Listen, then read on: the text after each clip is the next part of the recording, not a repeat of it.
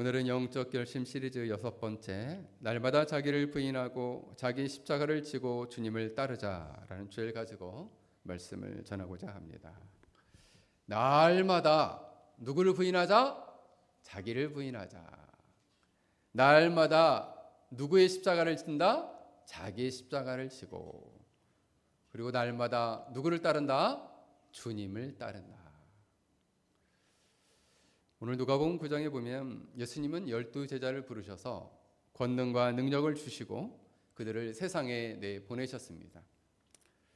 그들이 이제 하나님의 나라를 전파하고 병든 자를 고치고 그리고 주께로 돌아왔어요. 그때 이제 이 베세다 빈들에 모이게 되었는데 많은 사람들이 제자들이 돌아온 다음에 그 예수님께로 이제 모여들기 시작했습니다. 그 모인 숫자가 남자 어른들만 숫자를 세보니까 5,000명이었다. 그래서 여자들과 아이까지 치면은 10,000명이 훌쩍 넘었을 것이다. 이렇게 생각을 합니다. 그런데 이제 예수님 말씀을 듣다 보니까 어느덧 밤이 되었어요. 저녁이 되었어요. 많은 사람들이 너무 배가 고프겠죠. 그때 제자들이 그랬습니다. 예수님, 이 사람들을 마을에 보내서 먹을 것을 사 먹게 해야 되지 않겠습니까? 근데 여러분 5,000명을 예약한 것도 아니고 그 많은 사람을 대접할 식당이 있는 것도 아니고 이 배고픈 사람들 다 어떡하겠어요? 그때 예수님의 제자들에게 그러면 너희가 먹을 것을 줘라 그랬어요. 그랬는데 얘들아 목사님 잘 집중하자. 그랬는데 예수님 먹을 것이 떡 5개하고 물고기 2마리밖에 없습니다. 이걸 어떻게 하면 좋겠습니까? 그때 예수님께서는 놀랍게도 그 작은 것을 가지고 축사하시며 기도하실 때에 너무 기적처럼 떡 5개 물고기 2마리인데 5,000명을 먹이고도 오늘 성경에 보니까 12광주리가 남았더라. 12광주리가 남았다. 그때 제자들은 이 예수님의 모습을 보고 깜짝 놀랐습니다. 아니 예수님이 이처럼 없는 떡도 만들어내시고 없는 물고기도 만들어내서 5,000명이 넘는 10,000명이 넘을 만한 많은 사람들을 먹이시다니 정말 이분은 놀라운 분이구나 그랬어요. 그때 예수님께서 제자들에게 물었습니다. 많은 무리가 나를 누구라고 하느냐? 그랬더니 제자들이 예수님, 어떤 사람은 예수님이 세례요한이 살아왔다고 합니다. 어떤 사람은 엘리야라고 합니다. 어떤 사람은 구약의 선지자 중에 한 분이 다시 살아나셨다라고 말합니다. 그때 베드로가 물었습니다. 예수님 베드로에게 물었어요. 너희는 나를 누구로 하느냐? 베드로가 이렇게 오늘 성경은 말씀합니다. 누가복음에서는 하나님의 그리스도이십니다. 이 말은 뭐예요? 하나님께서 보내신 구원자이십니다. 죄로부터 우리를 구원하시는 구원자요, 하나님의 아들이요, 하나님과 우리를 이렇게 그 관계를 회복시키시고 연결하시는 유일한 중보자이십니다. 자, 3가지죠. 예수님이 베드로가 하나님은 하나님의 그리스도이십니다 라고 할 때의 뜻이 무엇의 뜻이 있다고요? 예수님이 어떤 분이라는 뜻이 있다는 거예요. 누가 한번 얘기해 내 손을 들고 한번 얘기해 보겠다 하는 친구. 3개는 모르겠고 내가 하나는 얘기할 수 있겠다.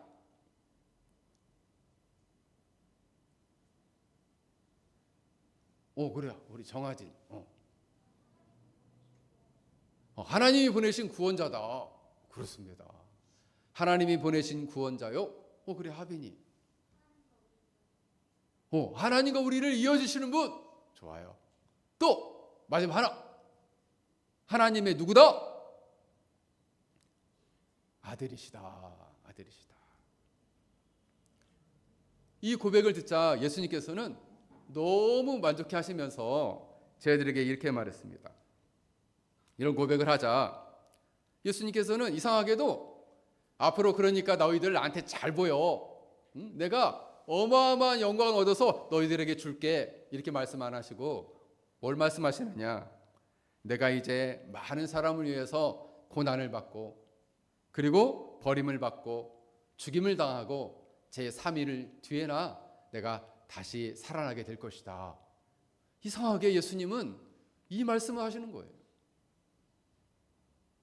세상의 높은 영광을 얻어서 너희들에게 한 자리씩 주마 이렇게 얘기 안 하시고, 아니 내가 너희들을 위해서 고난을 받고 죽고 3일 만에 다시 살아날 것이다 이렇게 얘기했어요. 이렇게 말씀을 하셨어요.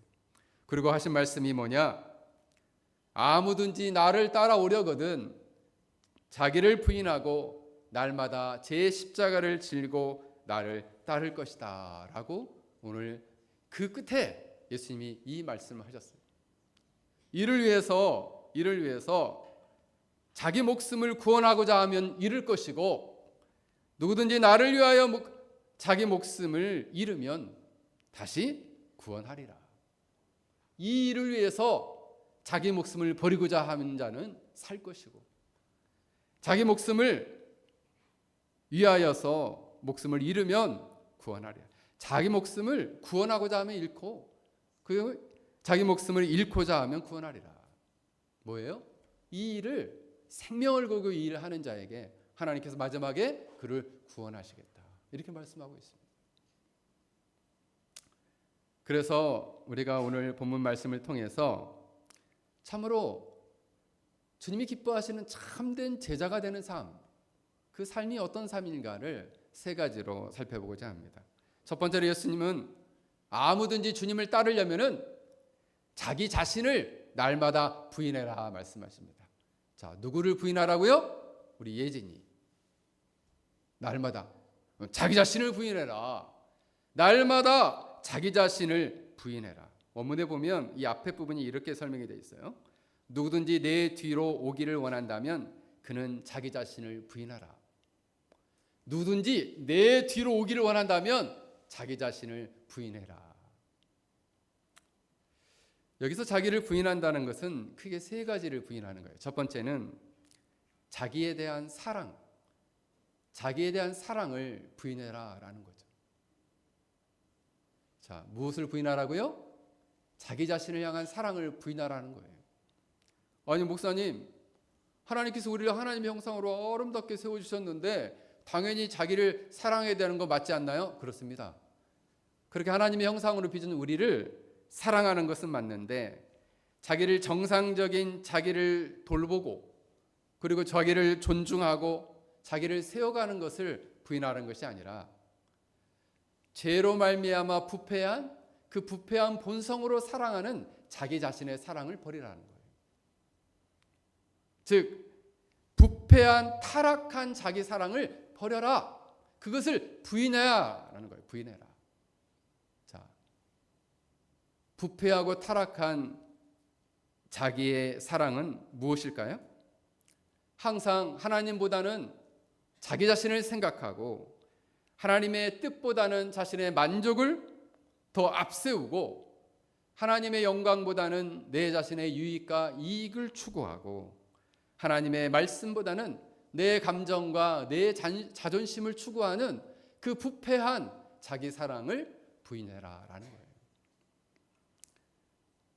여러분, 이렇게 타락한 부패한 자기 사랑은 끊임없이 하나님보다 자기 자신을 앞세우고자 한다는 거예요. 그래서 우리가 가족을 사랑하고 교회를 섬기고 다른 사람을 도와줄 때도 자기를 사랑하는 사람은 뭐예요? 자기 자신이 인정받고 싶어서 그 일을 한다는 거예요.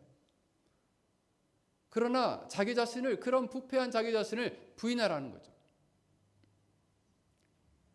주님, 이제 내가 중심이 아니고 내 감정보다 내 마음보다 주님의 뜻이 중요하고 내 자존심보다 주님의 영광이 중요하고 내 만족보다는 주님이 기뻐하시는 것이 중요합니다 라고 고백하는 그런 마음을 가져야 한다는 거예요. 두 번째로 부인할 것은 자기 의를 부인해라는 거예요. 자기 의라는 것은 자기 자신을 의롭다라고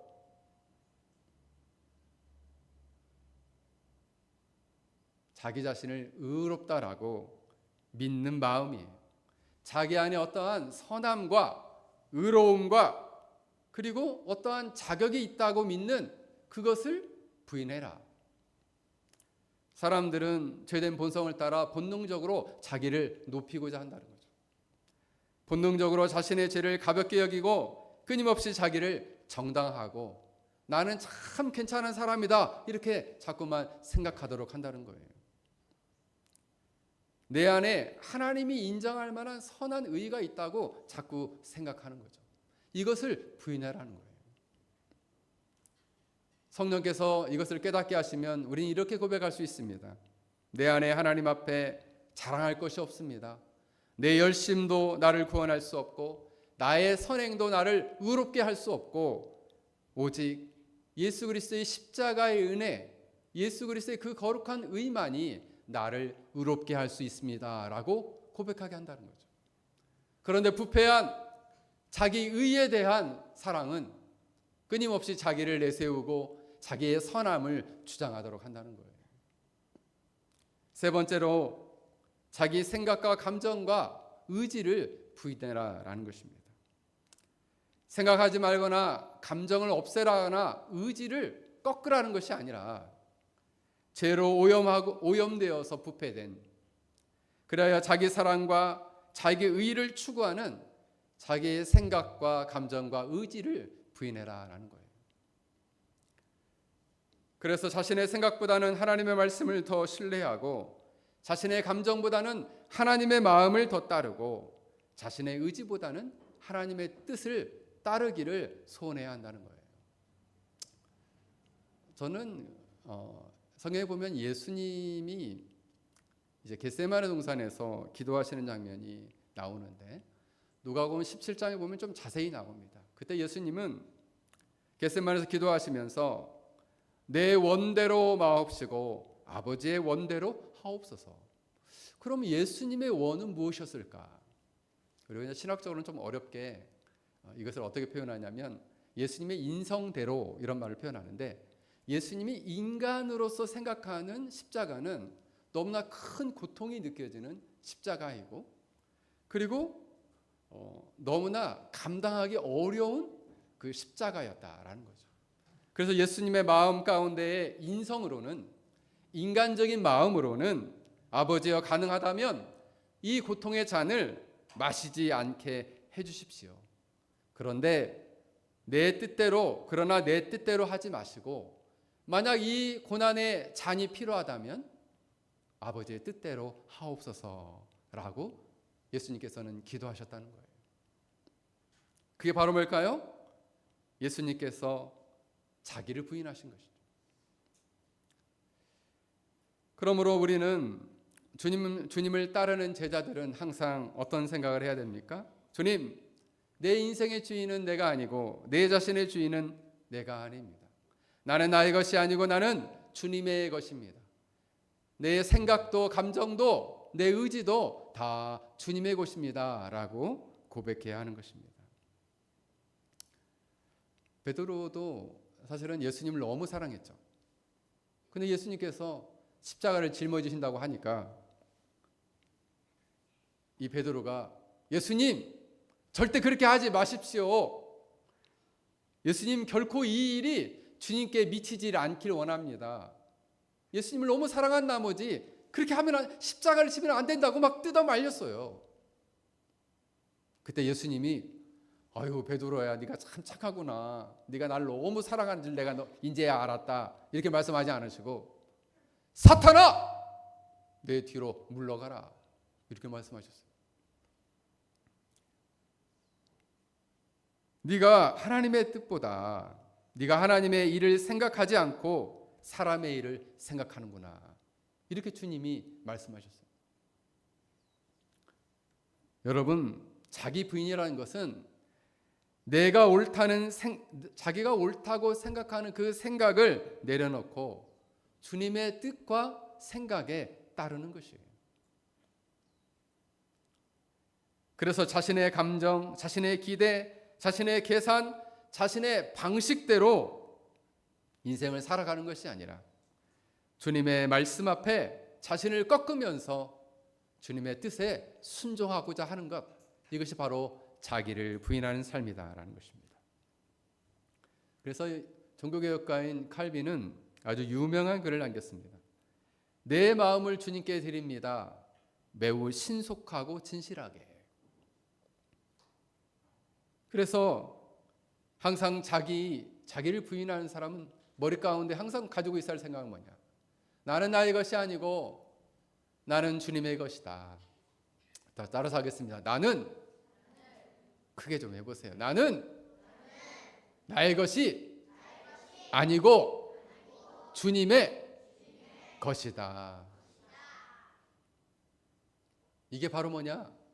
예수님을 따라가는 참된 제자가 첫 번째 가져야 할 마음이라는 것이죠. 그래서 주님을 따르는 사람은 자기 자신을 이처럼 날마다 부인해야 한다라는 것입니다.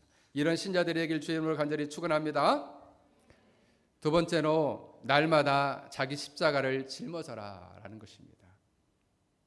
원문에 보면은 날마다라는 단어가 제일 앞에 있질 않고 중간에 있어요. 자기 십자가를 짊어지고라는 그 단어 앞에 있습니다. 그래서 원문을 직역해 보면 그리고 그는 자기의 십자가를 날마다 들어 올리라. 날마다 자기 십자가를 이렇게 불건 들어 올리라는 거예요. 이 날마다 이 자기 십자가를 들어 올리기 위해서는 날마다 그런 점에서 자기를 부인해야 한다는 거예요. 자기 십자가를 짊어진다는 것은 하나님께서 내게 맡기신 순종의 길, 내게 맡기신 거룩한 삶의 길을 날마다 감당해 가라라는 뜻입니다. 십자가는 어떤 의미가 있을까요? 십자가. 가끔씩 한국에 가서 이렇게 비행기를 타고 밤에 이렇게 내릴 때 보면은 서울 하늘에 십자가가 가득하죠. 서울의 이곳에 막 십자가 반짝반짝. 어디예요? 그 위에 탑에 이 십자가가 빨갛게 있어요. 저희 시골교회도 높은 언덕에 시골교회가 있는데 이 시골교회가 이제 저희 시골교회가 110년이 넘었거든요. 너무 오래된 교회인데 제가 이제 군대 막 갔다 와서 7층 높이거든요. 그 높은 곳에 막 종탑에서 그 십자가부터 이렇게 크리스마스 추리를 이렇게 다니라고 목숨을 걸고 제가 그 크리스마스 추리를 달았던 적도 있습니다. 물론 그 십자가를 생각할 수도 있죠. 저 목걸이의 십자가, 나 우리 집에 십자가 목걸이 다 하는 친구 손 들어보세요. 그래 하빈이 있네. 그래 우리 사랑이도 있어. 그래 하윤이도 있고. 여러분 십자가가 교회 첨탑에도 있고 장식품으로 목걸이에도 있고, 그죠? 어디에 가 보면은 나무로도 십자가를 만들어 놓기도 하고 이 뒤에도 이 십자가 모양이 있잖아요. 그렇다면 목사님, 이 십자가는 과연 이처럼 어떤 장식품이나 어떤 상징이 아닙니까? 근데 오늘 본문에서 말하는 십자가, 로마 제국에서는 이 십자가는 로마 제국에 반역하는 반역자들을 죽이는, 죄수들을 죽이는 사형 형틀이었어요. 그런데 오늘날 이 십자가, 오늘 본문에서 예수님이 말씀하신 이 십자가는 무엇인가? 단순히 병이나 가난, 실패 같은 어려움 자체를 말하지 않고, 잘 들으세요. 하나님께서 신자를 거룩하게 성숙시키기 위해서 이 세상에서 감당케 하시는 환난과 시련과 고난이 바로 십자가다. 하나님께서 하나님의 백성들을 성숙하게 하기 위해서 허락하시는 뭐라고요? 고난, 환난, 시련이 바로 십자가다. 자, 이제 손들어 보겠습니다. 나는 요즘 십자가가 많은 것 같습니다 하시는 분 손 들어보세요. 얘기하잖아요. 삶을 살면서 신자가 인생을 살면서 그 신자를 성숙하게 하는 고난, 환난, 시련, 이 모든 것이 뭐냐? 십자가다 이거예요. 때때로 하나님이 허락하시는 고난이 있을 수 있겠고요. 하나님이 사용하시는 시련이 있을 수 있겠고요. 하나님께서 우리를 거룩하기 위하여 연단하게 사용하시는 그 연단이 있다는 거예요. 그게 바로 뭐냐? 십자가다. 자, 손들어 보겠습니다. 목사님, 저는 생각해 보니까 고난이 하나도 없어서 십자가가 없는 것 같습니다 하는 친구 손 들어 보세요. 있어? 있어요? 그러면 십자가 다 있다는 얘기네. 그래서 여러분, 자기 십자가를 진다는 것은 단순히 고난과 어려움을 그냥 꾹 입을 깨물고 이빨을 악물면서 참는 것이 아니라 하나님께서 우리를 거룩하게 해주시는 모든 고난과 환난을 믿음으로 받아들이는 것을 말합니다. 자기 십자가를 짊어진다는 것은 믿음으로 나를 연단시키고 나를 거룩하게 하시는 이 고난과 환난과 시련을 믿음으로 어떻게 한다고요? 받아들인다. 믿음으로 받아들인다. 십자가의 종류는 크게 두 가지가 있습니다. 절대적인 십자가와 상대적인 십자가가 있어요. 절대적인 십자가는 나의 허물과는 상관없이 오직 예수님을 믿는다는 이유로, 예수님을 사랑한다는 이유로 순전히 박해를 받고 고난을 받는 것, 이것이 바로 예수님 때문에 겪게 되는 절대적인 십자가입니다. 베드로전서 2장 19절에 부당하게 고난을 받아도 하나님을 생각함으로 슬픔을 참으면 이는 아름다우나. 부당하게 예수님을 믿는다는 이유로, 예수님을 사랑한다는 이유로 나는 고난을 받고 고통을 받는다. 이것을 고난을 받고 고통을 참는다. 이 슬픔을 참으면 이는 아름답다. 이게 바로 뭐냐? 절대적 십자가예요. 자, 손들어 보겠습니다. 나 예수님 때문에 이 절대적 십자가를 좀 지고 있는 것 같아 하시면 손들어 보세요. 네, 좋습니다. 그러면 목사님, 상대적인 십자가는 무엇일까요? 그 외의 상황에서 당하는 고난을 말합니다. 때로는 자기의 죄나 자신의 잘못으로 인해서 섭리 가운데 당하게 되는 시련이나 고난, 이것은 자신의 상대적인 십자가예요. 그 십자가는 다 각각 달라요. 십자가가 각각 달라요. 나는 믿지 않는 남편 때문에 고통을 당합니다. 그 믿지 않는 남편 누가 선택했어요? 자기가 선택했어. 그럼 뭐예요? 자기의 잘못으로 말미암는 고난이죠. 그건 뭐예요? 상대적인 십자가죠. 성경에 보면은 다윗이 밧세바를 범하고 죄를 짓게 됩니다. 그때 하나님께서 허락하신 환난과 고난이 있었어요. 그게 바로 뭐냐면 지난주 제가 설교했던 압살론 왕자의 난이에요. 왕자의 난. 그 아들이 자기를 죽이려고 쫓아오는 것이었죠.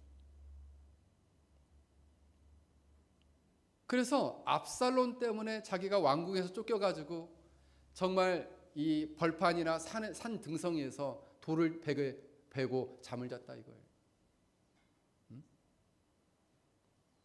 그런 고난과 환난은 뭐냐? 상대적인 십자가다. 그러면 하나님께서는 왜 이런 십자가를 우리에게 주실까요? 첫째로 하나님은 신자가 이런 고난 속에서 자신의 죄된 죄성과 죄된 육체를 발견하고 드러난 죄를 보도록 하기 위함이에요. 네가 어떠한 연약한 존재인지, 너의 죄가 무엇인지, 너의 잘못이 무엇인지를 깨닫게 하기 위해서 때로는 하나님이 이런 고난과 환난을 허락하실 때가 있다는 거죠. 두 번째로는 이 십자가를 주신 목적은 이 고난을 통해서, 이 실현의 과정을 통해서 예수님도 때로는 눈물을 흘리시기도 하셨지, 예수님은 때로는 저 십자가의 고난을 짊어지기도 하셨지라고 하면서 예수님의 십자가의 고난을 이해하고 그 마음을 배우고 그분의 순종을 배우도록 하기 위해서 이 십자가를 여러분에게 주신다는 거예요. 궁극적으로 이 십자가를 주신 이유는 이를 통해서 주님의 마음과 고난을 이해할 뿐만 아니라 하나님을 더 굳게 의지하도록 이 십자가를 줬다는 거죠. 그래서 때로는 고난이 오고 환난이 와서 시련이 왔는데 하나님을 찾지 않는 사람을 볼 때 참 안타까워요. 하나님을 의지하라고 그 고난을 주셨는데 하나님을 의지하지 않으니까 어떻게 돼요? 더 큰 고난이 그에게 오죠. 왜? 깨달으라고. 그래서 지혜로운 사람은요, 어떤 사람이 지혜로울까요? 고난이 오기 전에 바짝 엎드리는 거예요. 환난이 오기 전에 먼저 하나님 마음을 깨닫고 바짝 엎드리는 거예요. 물론 고난이 올 때 더 바짝 엎드려야죠. 여러분, 때로는 이 고난을 통해서 우리는 어떤 믿음을 가져야 될까요? 우리는 하나님은 그럼에도 불구하고 이 고난을 허락하신 그 의도와 목적은 그럼에도 불구하고 선하시다라는 거죠. 자, 우리 함께 따라서 하겠습니다. 하나님은 선하시다. 자, 다시 안 따라서 하는 사람이 있어요. 하나님은 선하시다. 하나님은 선하시다.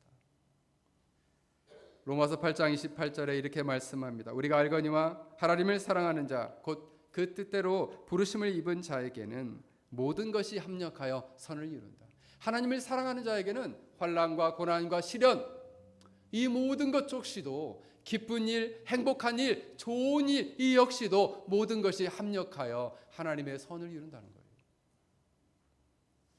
좋은 일, 행복하고 그리고 기쁜 일만 선을 이루는 것이 아니라 때로는 이런 고난을 통해서도 하나님께서는 선을 이루신다는 거예요. 할렐루야. 이 고난 속에서 하나님의 선하심을 믿고 그분의 선하신 약속을 굳게 의지하도록 우리에게 이처럼 고난을 허락하신다는 것입니다. 그래서 우리는 신자는 때로는 고난을 닥친 상황이 이해가 되지 않을 때가 있어요. 그때에 하나님은 이 고난 속에서 나를 버리지 않고 나와 함께 하시고 반드시 선하신 뜻을 이루실 것이다 라는 믿음을 우리는 가져야 합니다. 제가 가끔씩 인용하는 19세기의 설교자로서의 황태자라고 불리는 목사님이 바로 찰스 스펄전 영국의 목사님이십니다. 그 목사님은 워낙 설교를 잘하니까 그분의 설교집이 그 당시에도 어마어마하게 팔린 거예요. 그래서 이게 막 이 영국뿐만 아니라 그 아메리카까지도 미국까지도 그분의 설교집이 막 팔릴 정도로 그렇게 아주 어마어마한 설교자였다는 거죠. 당시는 마이크도 없었어요. 마이크도 없었는데 그 수천 명 앞에서 설교를 하시고 그 많은 사람이 감동을 받는 거죠. 그러니까 사람들은 생각했어요. 이 스펄전 목사님은 얼마나 복이 많으실까, 얼마나 행복하실까, 이렇게 좋은 일만 있으시겠지 이렇게만 생각했다는 거죠. 그런데 스펄전 목사님은 남모르게 앓고 있는 병이 있었습니다. 그게 바로 뭐냐면 통풍이에요. 통풍. 그래서 온몸에 관절과 뼈마디가 날마다 쑤시도록 아픈 거죠. 요즘 뼈마디 아프다 하시는 분들 손 들어보세요. 네. 이 통풍이 뼈마디가 막 너무너무 아파가지고 정말 애려서 잠을 못 자는 거죠. 잠을 못 자.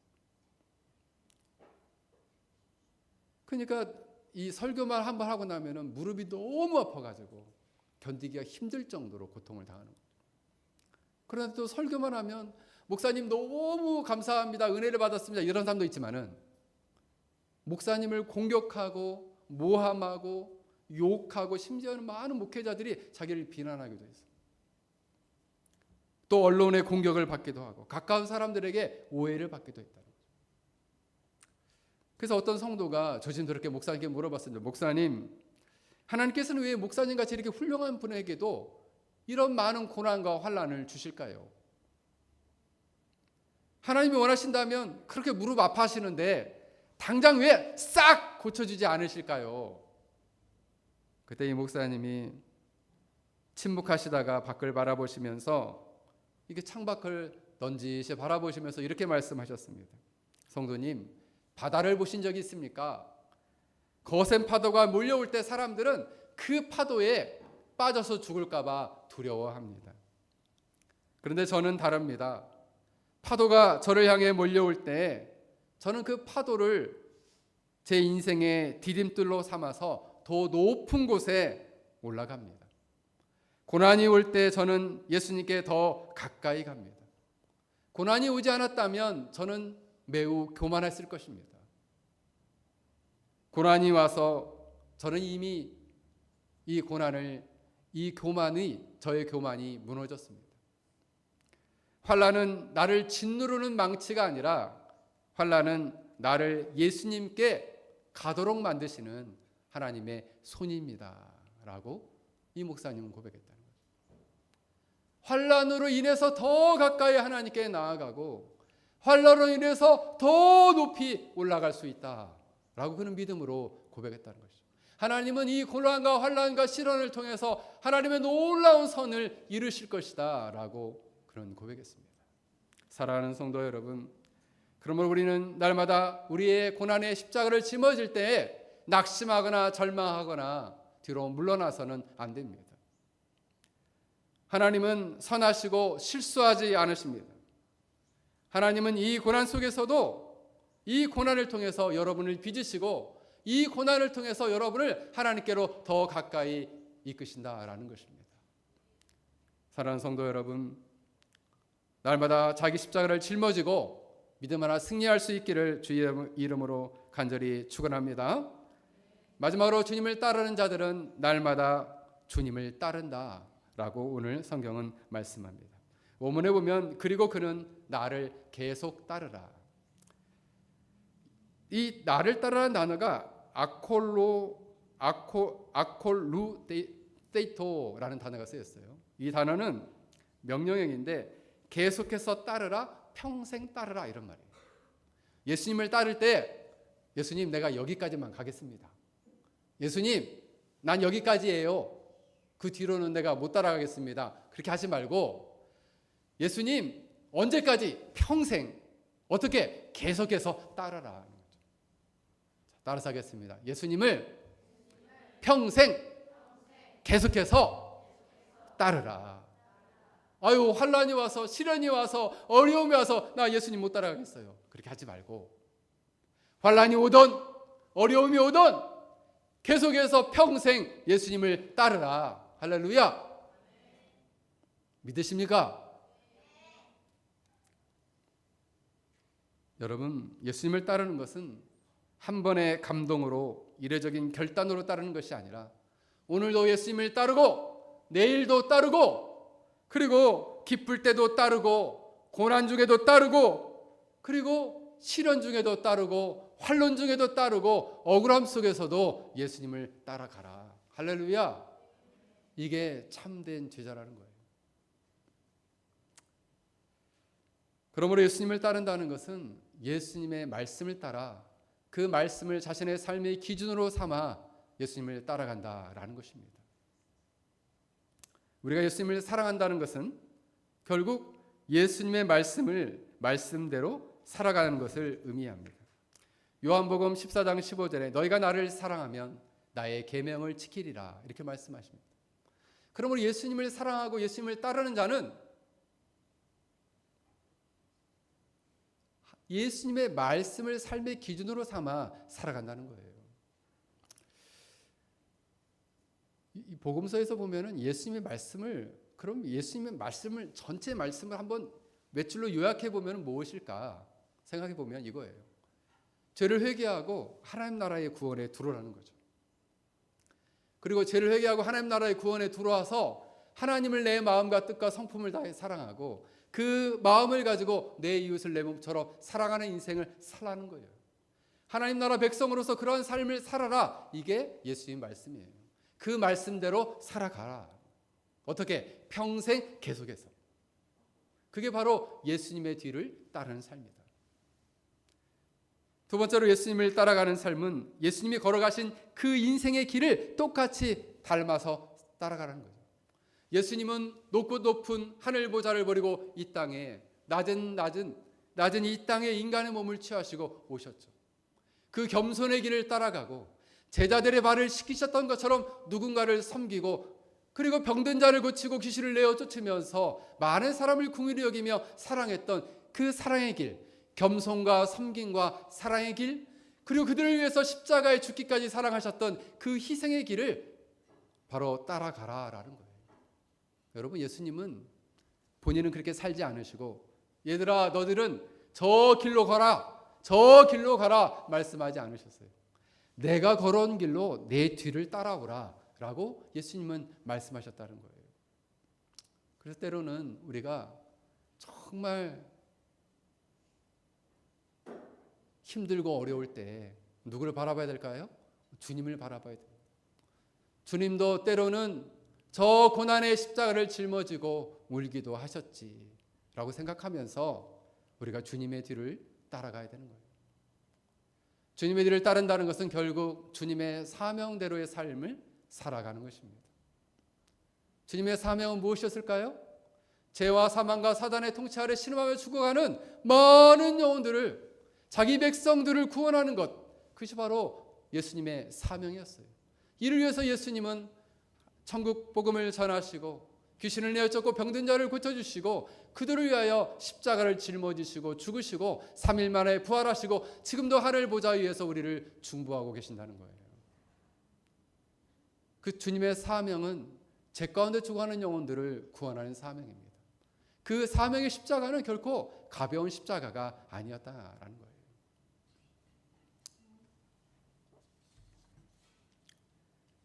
여러분, 그래서 주님께서는 쟤들에게 말씀하실 때 너희는 나를 따라오라. 내가 너희를 사람 낚는 어부가 되게 하시겠다. 자, 따라서 하겠습니다. 내가 너희를 사람 낚는 어부가 되게 하시겠다. 여러분, 한 사람 한 사람을 통해서 죄 가운데 죽어가는 영혼들을 구원하는 사명을 허락하셨다는 거예요. 이건 비단 예수님만 감당하신 사역이 아니라 예수님을 따랐던 제자, 오늘날의 여러분들이 감당해야 할 바로 사명이다라는 거죠. 예수님을 따른다는 것은 그 사명을 따라 행하는 거예요. 그 사명이 참 쉽지가 않죠. 이번 주에 우리 저 A국에 있는 우리 제자 목사님들을 만나서 좀 이야기할 시간이 있었는데 온라인으로 만났습니다. 온라인으로. 근데 펑펑 우는 거죠. 펑펑. 그러면서 자기가 살아왔던 인생들에 대해서 쭉 얘기해요. 12살에 자기 아버지가 돌아가시고 그리고 20살 넘어서 자기가 어느 선생님을 만나서 예수님을 만났고 저를 29살 때 만났대요.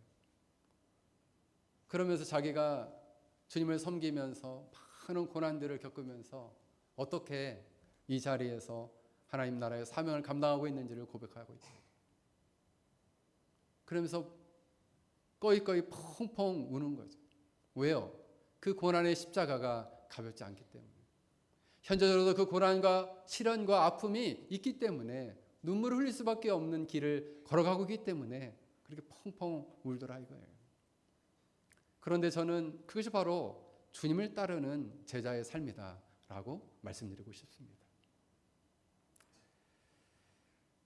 부산 성령교회를 목회하셨던 정필도 목사님은 살아생전에 이런 말씀을 하셨습니다. 주님이 시키시면 하고 하지 말라고 하시면 안 하고 주님이 가라면 가고 서라면 저는 섭니다. 사명이라는 것은 내가 하고 싶으면 하고 하기 싫으면 하지 않는 것이 아니에요. 주님이 하라고 하면 그 길이 고난이 있고 어려움이 있어도 그 길을 걸어가는 것, 그게 바로 예수님의 사명을 따라 살아가는 삶이다라는 것입니다. 사랑하는 성도 여러분, 우리는 주님을 따라가는 참된 제자가 되기로 결심합시다. 그래서 날마다 자기를 부인하고 날마다 자기 십자가를 짊어지고 날마다 주님을 따르며 자신의 사명의 십자가를 짊어지고 따라가는 복된 성도들이 되길 주 이름으로 간절히 축원합니다. 오늘 우리 말씀을 생각하면서 우리 함께 같이 기도하겠습니다.